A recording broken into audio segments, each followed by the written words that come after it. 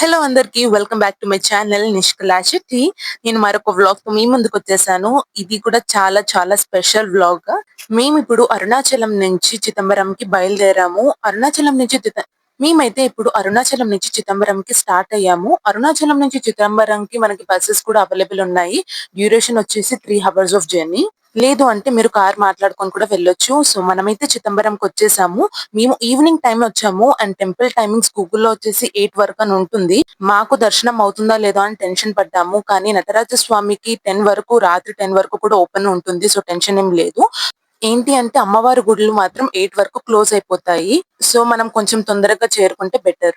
నేను ఈ వ్లాగ్ లో చిదంబర రహస్యం అంటే ఏంటి, ఈ టెంపుల్ కి ఏం ఇంపార్టెన్స్ ఉంది, పంచభూత లింగాలలో ఇక్కడ ఏ లింగం ఉంది, ఈ టెంపుల్ ని కట్టడం ఎందుకంత స్పెషల్, అన్ని డీటెయిల్స్ నేను క్లియర్ గా మెన్షన్ చేస్తాను. ముందుగా మనం చిదంబరంలో శివుణ్ణి నటరాజ స్వామి రూపంలో మనం దర్శనం చేసుకోవచ్చు.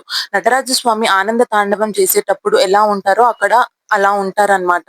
ప్రపంచంలోనే చాలా అరుదైన టెంపుల్స్ లో మనం శివుణ్ణి మనిషి రూపంలో మనం దర్శనం చేసుకోవచ్చు, లింగంలో కాకుండా.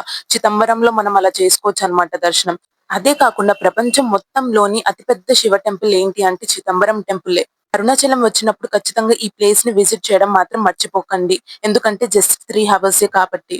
మనకి పంచభూత లింగాలలో అరుణాచలం అగ్నిలింగం, అలాగే చిదంబరంలో ఉన్నది ఆకాశలింగం. ఇక్కడ మనకి నటరాజ స్వామి దగ్గర ఉన్న న్యాచురల్ మ్యాగ్నెటిక్ ఎనర్జీ వల్ల మనకి మైండ్ ఇంకా బాడీ బ్యాలెన్స్ అవుతుందని చెప్పి కూడా నమ్ముతారు.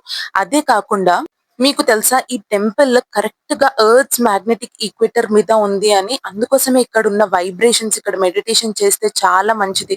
ఆ న్యాచురల్ మ్యాగ్నెటిక్ ఎనర్జీ మనలో ఫ్లో అవుతుందని కూడా నమ్ముతారు. ఇక్కడ శివుడే కాకుండా మనకి విష్ణువు, అమ్మవారు అందరిని మనం దర్శనం చేసుకోవచ్చు.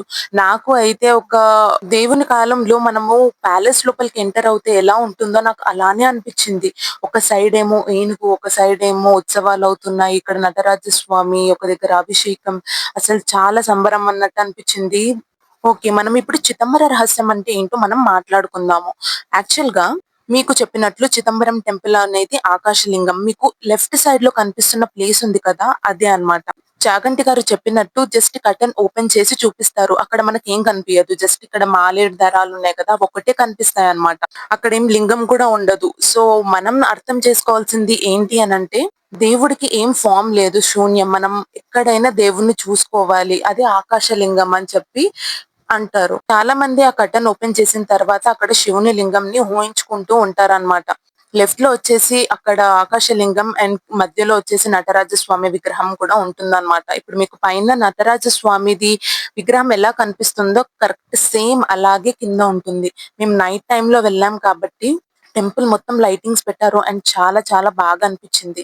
ఒకవేళ సైన్స్ ఇంకా స్పిరిచువాలిటీ రెండు కలిసి ఒక ప్లేస్ ఉంది అని అంటే చిదంబరం అని చెప్పాలి.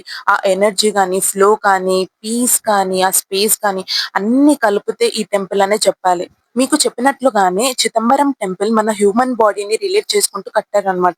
ఇప్పుడు మీకు పైన అక్కడ కనిపిస్తున్నాయి కదా, అవి వచ్చేసి 26,000 రేకులు బంగారం తోటి నిర్మించారు. ఆ 26,000 అనేది ఊరికే నెంబర్ అలాగా తీసుకోలేదు.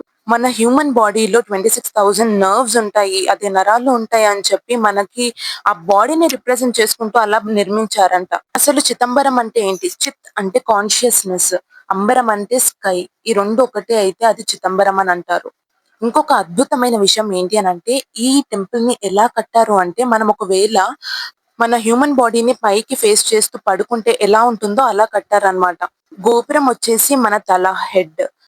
మండపం అదే హాల్ వచ్చేసి చెస్ లాగా కన్సిడర్ చేస్తారు. గర్భగుడి ఏమో హార్ట్, ఇంకా అక్కడ కోనేరు ఉంటుంది కదా, అదేమో మన స్టమక్. ధ్వజస్తంభం వచ్చేసి మన స్పైన్ ఏరియా. ఎంత అద్భుతం కదా. ఈ టెంపుల్ కి వచ్చేసి 9 ఎంట్రన్సెస్ ఉన్నాయి. అవి ఏం రిప్రజెంట్ చేస్తున్నాయంటే మన బాడీలో ఉన్న నవరంధ్రాలని. ఇప్పుడు మీరు చూస్తున్నది పంచభూత లింగాలు ఎక్కడెక్కడ ఏ ప్లేసెస్ లో ఉన్నాయనేది నేను ఇప్పుడు మీకు చూపిస్తున్నాను. ఈ టెంపుల్ లో మనకి 64 పిల్లర్స్ ఉన్నాయి. ఆ 64 ఏంటి అని అంటే నటరాజ స్వామి డాన్స్ కి సంబంధించింది కాబట్టి 64 కళలు ఉన్నాయని చెప్తారనమాట.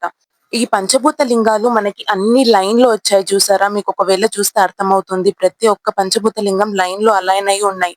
ఇంతకు ముందు మీరు ఒక గోల్డెన్ రూఫ్ కూడా చూసారు కదా, అక్కడ 72,000 గోల్డెన్ షీట్స్ తోటి పెట్టారనమాట. అవి ఏంటి అని అంటే మన నాడులు అంట.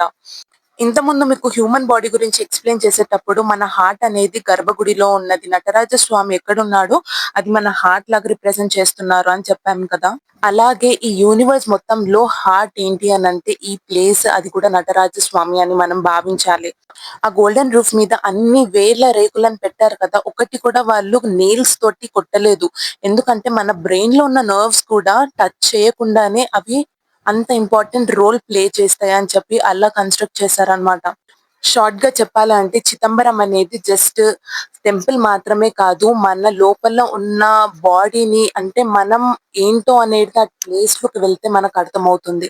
అంత అద్భుతంగా ఉంది. నేను ఇన్ని సార్లు ఎందుకు చెప్తున్నానంటే అది కంపల్సరీ విజిట్ చేయాల్సిన ప్లేస్. అసలు ఈ దానికి సో అండర్ రేటెడ్ ప్లేస్ ఎవ్వరికీ అంత తెలీదు అనుకుంటా. చాలా తక్కువ మందికి తెలుసు. అండ్ ఆకాశలింగం ఉన్నందుకు చాలా మంది వెళ్ళుండొచ్చు కూడా.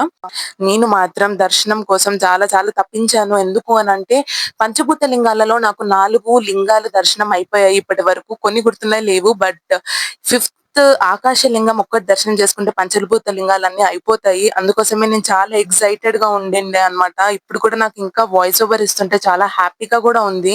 మళ్ళీ చిదంబరం ప్లేస్‌ని చూస్తున్నట్టు అనిపిస్తుంది. చూసారా ఎంత పెద్ద టెంపులో అసలు నా ఫోన్ కెమెరాలో తిప్పి చూపిద్దామన్నా కూడా కనిపించట్లేదసలు. యోగా చేసేవాళ్ళు, యోగా చెయ్యని వాళ్ళకి కూడా ఇక్కడ ఎనర్జీ కానీ, అక్కడ ఎంత పీస్‌ఫుల్‌గా ఉందో వాళ్ళకి క్లియర్‌గా అర్థమవుతుంది. జస్ట్ నేను కూడా యోగా అంత ప్రాక్టీస్ చేయను. అయినా కూడా నాకు ఆ ఎనర్జీ అనేది ఫీల్ అయ్యానన్నమాట. అంత ప్రశాంతత, ఆ డివైన్ వైబ్రేషన్స్ అయితే మీరు ఖచ్చితంగా ఫీల్ అవుతారు ఈ టెంపుల్‌కెళ్తే. మీరు గుర్తుపెట్టుకోవాల్సింది ఏంటి అనంటే టెంపుల్ టైమింగ్స్ అన్నీ తెలుసుకొని వెళ్ళండి. ఎందుకంటే అక్కడ మేమైతే రిటర్న్ అయిపోయి వచ్చేసామనమాట. నైట్ మేము అరుణాచలంకొచ్చేసే వరకు మాకు మిడ్‌నైట్ 2 అయిపోయింది. సో, అన్నీ ప్లాన్ చేసుకొని వెళ్ళండి. చాలా పెద్ద టెంపుల్ కాబట్టి చాలా టైమ్‌ని స్పేర్ చేసుకొని వెళ్తే మీరన్నీ చూడగలుగుతారు. మీకిప్పుడు కోనేరు వ్యూ చూపిస్తాను. ఎంత బ్యూటిఫుల్‌గా ఉందో చూడండి. నేను ఎంత లక్కీ ఫీల్ అయ్యానో నేనేమనుకున్నానంటే వీడియోస్ తీయడానికి సరిగ్గా రాదేమో ఎందుకంటే నైట్ టైమ్‌లో ఎళ్తున్నా కదా అని అనుకున్నాను. But Shivayya has different plan కదా! ఇంత మంచి వ్యూ నేను మిస్ అయిపోయేదాన్ని నేను మార్నింగ్ వచ్చుంటే. ఆ లైటింగ్స్ అవన్నీ ఆ రిఫ్లెక్షన్ చూసారా గోపురంది. అసలు నాకైతే అలానే చూస్తుండాలని అనిపించింది. నేను అక్కడనే కూర్చుని అక్కడ చూస్తూ కూర్చోవచ్చు. ఒక ప్లేస్ కూడా ఉంటుందన్నమాట. ఒక 10, 15 మినిట్స్ అక్కడే కూర్చొని అలానే చూస్తూ ఉండిపోయానన్నమాట. అంత బ్యూటిఫుల్‌గా ఉంది.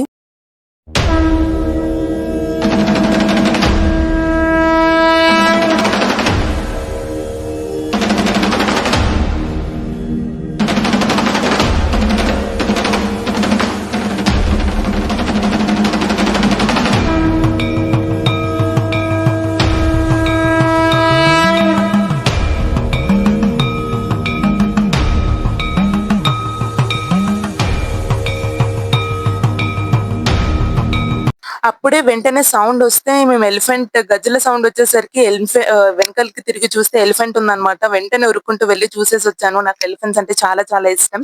సో, మేమైతే చిదంబరం నుంచి రిటర్న్ అయిపోయాము అరుణాచలంకి. మళ్ళీ వెళ్ళేటప్పుడు అరుణాచలంలో గిరిని మొక్కొని అలాగే గణపతి దర్శనం కూడా చేసుకొని మేమైతే రిటర్న్ అయిపోయాము. మీరు అరుణాచలం వెళ్తే రమణ మహర్షి ఆశ్రమం కూడా మీరు ఒకసారి విజిట్ చేయాల్సిందే. చాలా మంచి బ్యూటిఫుల్‌గా ఉంటుంది. అండ్ అక్కడ వాళ్ళ దగ్గర ఈ హోటల్ ఇప్పుడు నేను చూపిచ్చేదేమో రమణ మహర్షి ఆశ్రమం కాదు వేరేది.